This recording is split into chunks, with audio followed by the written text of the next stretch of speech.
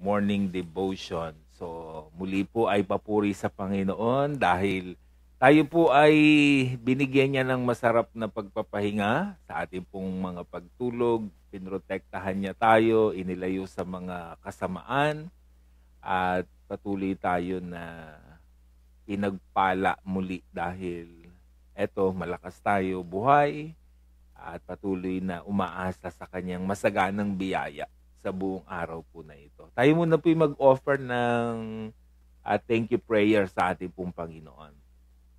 Ama naming Diyos na makapangyarihan sa lahat, thank you po sa napakagandang oportunidad na meron po kami dahil pinahiram nyo kami ng buhay at lakas. Meron kaming pagkakataon na magawa ang inyong kalooban at patuloy po na gawin ang aming pong mga pang-araw-araw na gawain ayon po sa inyo pong nais at sa kaluguran ng inyo pong banal na pangalan. Sa oras po na ito, thank you po sa mga biyaya ninyo na aming pong mga natanggap at tatanggapin pa sa buong maghapong ito. Thank you po Panginoon sa pagtulog na ibinigay nyo sa amin. Kami nakapagpahinga at nilayo nyo po kami sa mga kapahamakan at even sa mga masasamang panaginip.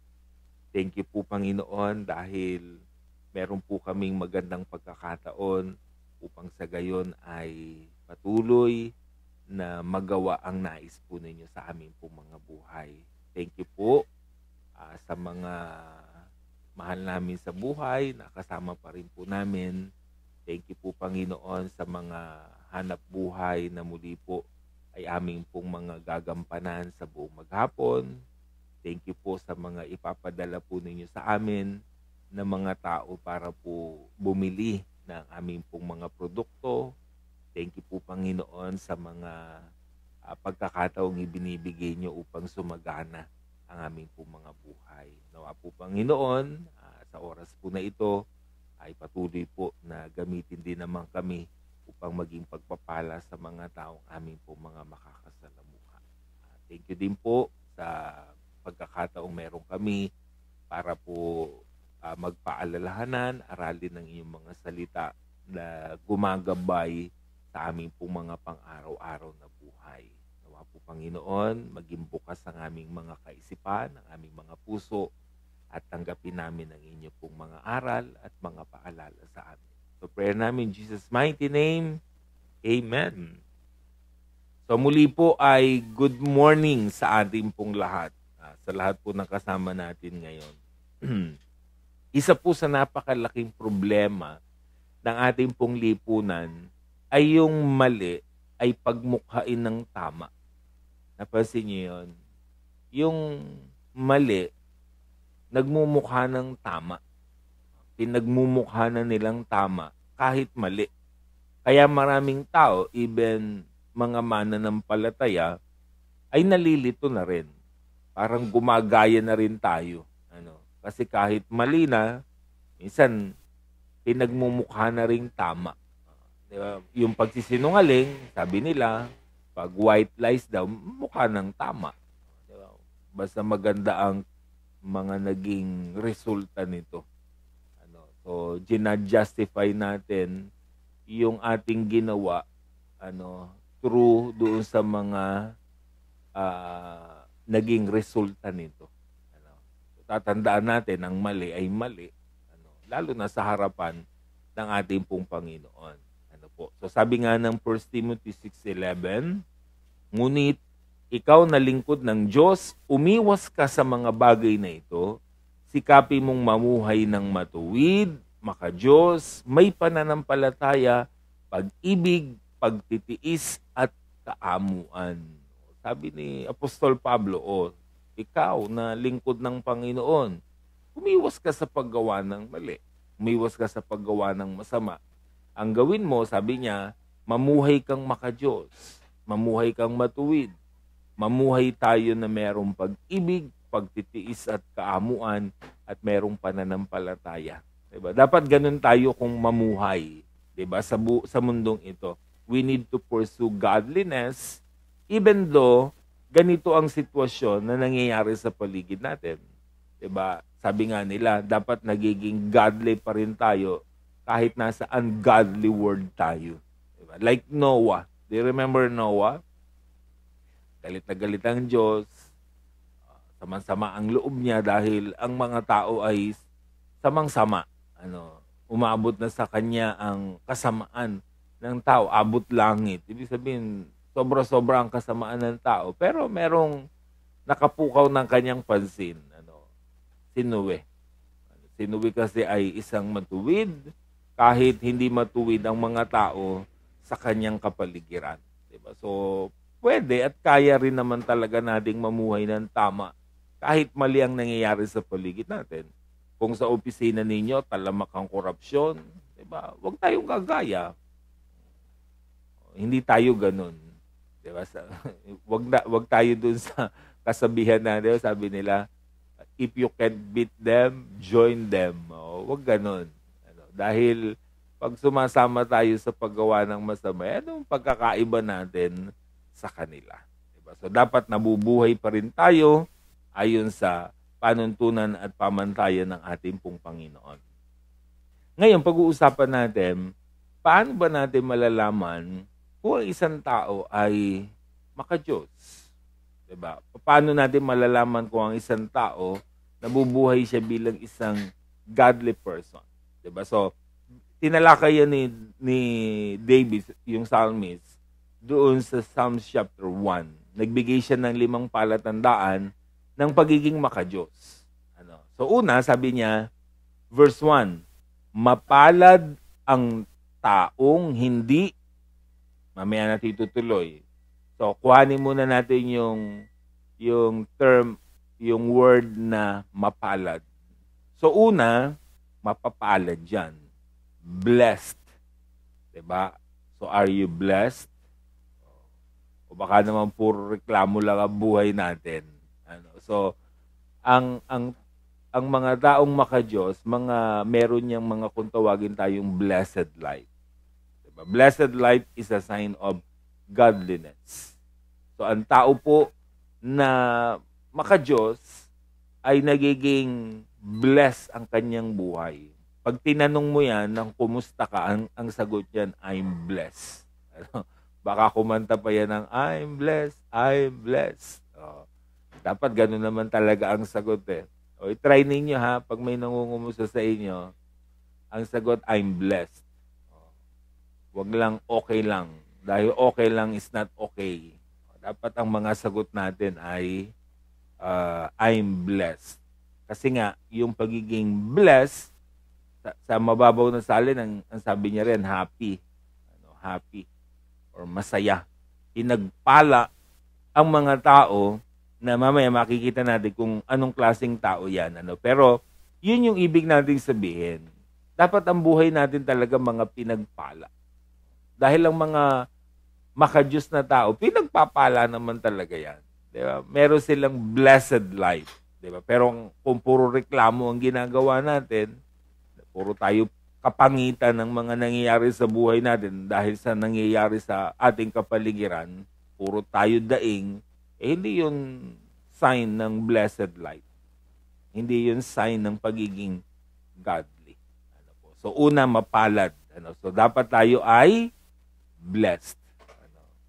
Maganda siguro, bawat post natin, nilalagyan nating #blessed. Kasi tayo mga pinagpala ng ating Panginoon. Tuloy natin. Mapalad ang taong hindi nakikinig sa payo ng masama, hindi sumusunod sa masama niyang halimbawa, hindi siya nakikisama sa mga kumukutya, at hindi nakikisangkot sa gawaing masama. So, sino raw ang mga tao na pinagpala o merong kung tawagin natin ay blessed life? Yun daw mga lumalayo sa gawaing masama. Number 2 yan. Mga lumalayo sa gumagawa ng masama.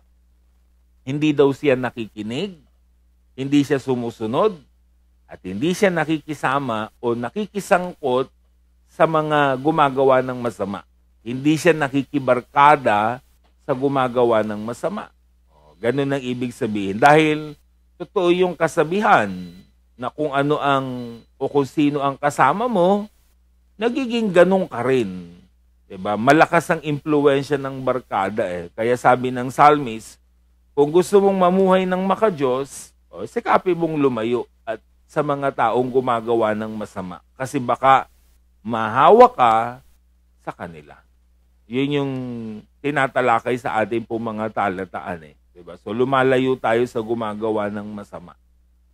Dahil baka raw magaya tayo sa kanila. So ang sinasabi ng psalmist dito, hindi siya nakikiumpok, hindi siya nakikipagkwentuhan, 'di ba, doon sa gumagawa ng masama kasi may tendency na siya ay mahawa doon sa paggawa nila ng kasamaan. Kaya sabi ng verse 2, sa halip, kasiyahan niyang sumunod sa kautusan ni Yahweh, binubulay-bulay niya ito araw at gabi. So ano pa ang ginagawa niya? Binabasa, binubulay-bulay ang salita ng Panginoon araw at gabi. So yun yung pangatlo, yung mga taong nagiging makadiyos, yan po ay nagbubulay ng mga salita ng ating pong Panginoon. Hindi ka pwedeng maging godly na hindi mo binibigyan ng atensyon yung kanyang mga salita. Kaya sabi nung talataan, itong taong ito, sabi niya, ay nagbibigay ng panahon, ng pagkakataon para pag-aralan at bigyan ng pansin ang salita ng Panginoon and take note araw at gabi. Meron siyang regular meditation ng God's Word. Diba? So, yun yung kanya pong ginagawa. So, tayo mga kapatid, sana meron tayong ganyan. Mga regular meditation ng salita ng Panginoon. Hindi yung pag maiisipan lang. Minsan ganyan ng tao. Pag maiisipan, tsaka lang magbabasa ng Bible. Hindi ka pwedeng maging godly kung hindi nagbibigay ng panahon sa God's Word, 'di ba, sa buhay natin. Kaya napakahalaga na may sarili tayong Biblia, binabasa natin ang Biblia, binubulay-bulay natin ito day and night. Sinusunod natin ito dahil yun ang isang sikreto ng pagkakaroon ng godly life, 'di ba? Isang makadiyos na pamumuhay. Verse 3, katulad niya'y punong kahoy sa tabi ng isang batisan, laging sariwa ang dahon at namumunga sa takdang panahon. Anuman ang kanyang gawin, siya'y nagtatagumpay. Diba? So, yun yung kanyang ginagawa. Diba? So, laging sariwa at matagumpay at mabunga yung kanyang pamumuhay. Diba? So, yun yung importante. Nakita niyo yung term number 1, sabi niya, laging sariwa. Minsan yan ang problema sa mga mananampalataya. Hindi na sariwa, mga bilasana ang pamumuhay. Dapat laging sariwa ang pamumuhay natin. Sabi niya, number 2, ang buhay nila'y mabunga. Yan ang problema minsan, hindi mabunga, mabunganga. At syempre sabi niya, lagi silang nagtatagumpay. Dapat victorious tayo. Hindi tayo parang laging lupaypay, na laging parang talo na lang tayo sa nagaganap sa paligid natin. Yung kahit ano man ang nangyayari sa paligid, victorious pa rin tayo, matagumpay tayo. Yan ang mga sign ng mga taong mga makadiyos. Diba? Sariwa, mabunga, at matagumpay. Diba? So dapat ganun ang nangyayari sa atin. And verse 6, sa taong matuwid, si Yahweh ay pumapatnubay, ngunit ang taong masama, kapahamakan ang hahantungan. So pinapatnubayan niya ng Diyos. Yung mga taong matuwid, mga taong gumagawa ng tama, mga taong makadiyos, yan ay pinapatnubayan ng ating Panginoon. It means guided and protected siya ng Panginoon. We are not exempted sa mga nangyayari sa paligid natin. We are not exempted sa pandemic. Hindi tayo exempted sa COVID-19. Magkakasakit tayo niyan. Diba? Kaya nga nagpa-vaccine tayo, nag-iingat tayo. Kasi hindi naman tayo exempted sa ganyan. But we know that the Lord will protect us. Diba? Kahit ano man ang mangyari, diba, sa paligid natin. Kahit itong nangyayaring, diba, pagpasok ng Delta variant sa ating bansa, alam natin, puprotektahan tayo ng Panginoon. Diba? The Lord will protect us. Diba? Yan ang gagawin ng Panginoon sa mga taong matuwid ang pamumuhay. Tama ang ginagawa at mga maka-Diyos, 'di ba? The Lord will protect them. Dahil sumusunod tayo sa Kanya, nabubuhay tayo para sa Kanya at sa kabanalan, edi tayo poprotektahan ng ating Panginoon. Siya na ang bahala sa atin. Diba? So yan ang gagawin niya sa ating po mga kapatid. Ano? Kaya napakahalaga ng bawat isa po sa atin na bubuhay tayo ayon sa Kanyang kalooban at ayon sa Kanyang pamantayan. Diba? Kahit ganito yung nangyayari sa ating pong kapaligiran. Diba? So tatandaan natin mga kapatid, sabi nung psalmist, sa ating pinag-uusapan, ang tao na nabubuhay na maka-Diyos, kahit sa isang sanlibutang hindi maka-Diyos, ang buhay niya pinagpala pa rin. Blessed. Diba? So are you really blessed? Diba? O puro tayo reklamo sa buhay?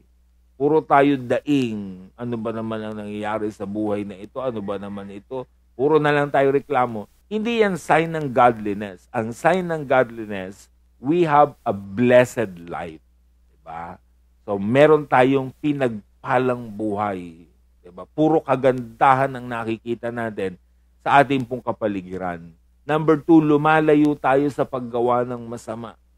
Diba? At isang pamamaraan ay hindi tayo nakikisangkot, nakikibarkada sa gumagawa ng masama dahil madadamay tayo sa kanila, mahahawa tayo sa kanila. Binubulay, binabasa ang salita ng Diyos. Pero paano ka magbabasa kung wala kayong Biblia? So una niyong gawin, bumili muna kayo. Minsan yan ang malungkot sa mga mananampalataya eh. Diba? Ang gaganda ng cellphone, walang sariling Biblia. Umaasa na lang sa Bible sa cellphone. Huwag ganun. Bumili kayo ng sarili ninyong Bible. Ano?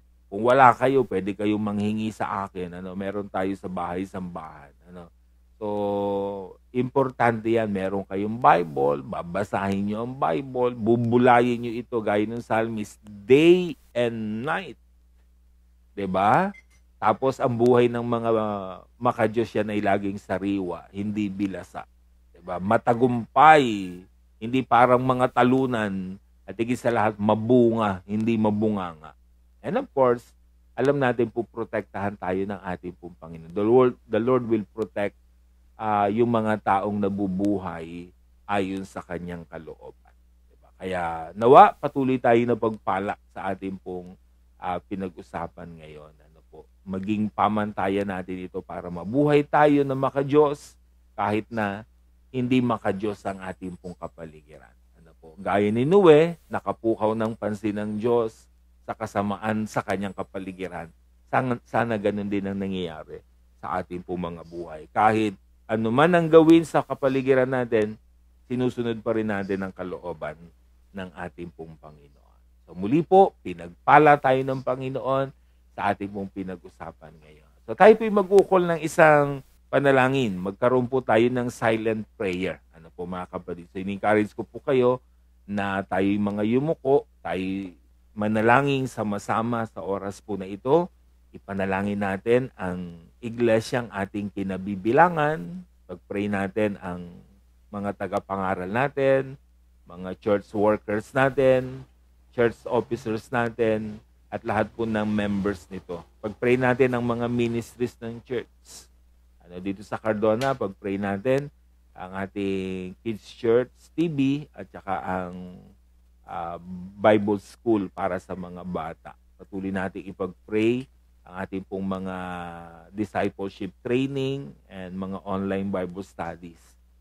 Pag-pray natin ang lahat ng ito na magtuloy-tuloy at patuloy na samahan tayo ng Panginoon sa mga pagtupad ng mga ministries na ito. Pag-pray natin ang church na kinabibilangan natin.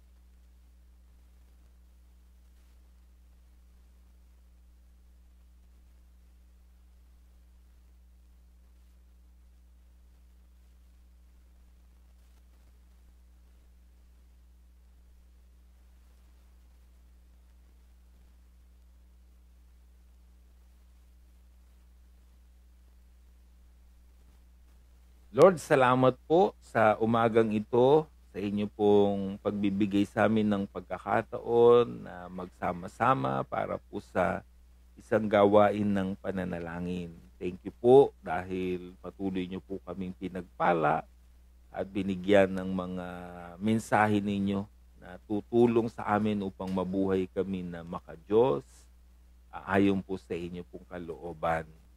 Patuloy po kaming dumadalangin, Ama, sa oras po na ito para po sa amin pong mga kalagayan, Panginoon. Ang patuloy na pag-iingat niyo po sa amin, nawa maranasan po namin araw-araw ng buhay namin. Huwag po kaming mahawahan ng mga sakit, lalo na po ng virus ng COVID-19. I-bless niyo po kami at protektahan, Panginoon, everyday ng aming mga buhay, mula sa amin pong paglabas, pagpunta sa mga mataong lugar, at sa aming mga pagpasok sa aming mga trabaho, at sa aming pong mga business. Upang sa gayon, patuloy kaming laging maging safe at hindi kami makapagdala ng mga virus, lalo na po sa aming pong sambahayan. Protektahan niyo po kami, Ama, lalo na po sa bagong case ng Delta variant sa aming pong bansa. I-bless niyo po kami, protektahan niyo po kami, at nawa masugpo po ito at hindi po ito makapaminsala sa aming pong mga kalusugan. I-bless niyo po ang aming pong health department upang patuloy na malaman ng tamang gawin upang makontain po ito at hindi po ito kumalat. I-bless niyo po sila ng wisdom na kailangan nila upang sa gayon patuloy na mangyari po ito. Kaya di po ang bawat isa po sa amin, lahat po ng mga Pilipino maging responsable, Panginoon, upang patuloy po na hindi kami nakapagdadala o hindi kami naging carrier ng mga virus sa mga taong aming makakasalamuha.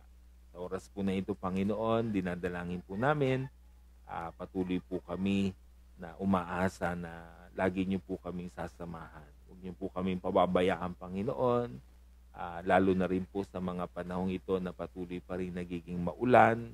I-bless niyo po ang mga tao na ang bahay po nila ay lumulubog na sa tubig. Kayo po ang manguna sa kanila at patuloy na samahan sa ganitong panahon. Huwag niyo po silang pababayaan, makaranas sila ng inyong pong presensya at tulungan sila na maraming mga tao na makatulong sa kanila, lalo na po ang kanila pong LGU, Panginoon. I-bless niyo po din yung Panginoon ang bawat isa sa amin sa buong maghapon ng aming pong mga paggawa, lahat po ng aming pong mga lalakarin, nawa magkaroon po ng katagumpayan. Huwag niyo po kami pababayaan, Panginoon, lagi niyo po kami sasamahan. Kaya din po, ang bawat isa sa amin na nakasama ngayon pong morning devotion, i-bless niyo po kaming lahat at patuloy na samahan kami araw-araw ng buhay namin kasama po ng aming pong mga mahal sa buhay. Muli po hinihiling po namin ang inyong pong basbas sa pangalan po ng aming Panginoong Hesus, sa gabay at patnubay ng Santo Espiritu. Amen. So, amen po mga kapatid. So muli po ay pinagpala po tayo ng ating pong Panginoon. Ano po? So sana po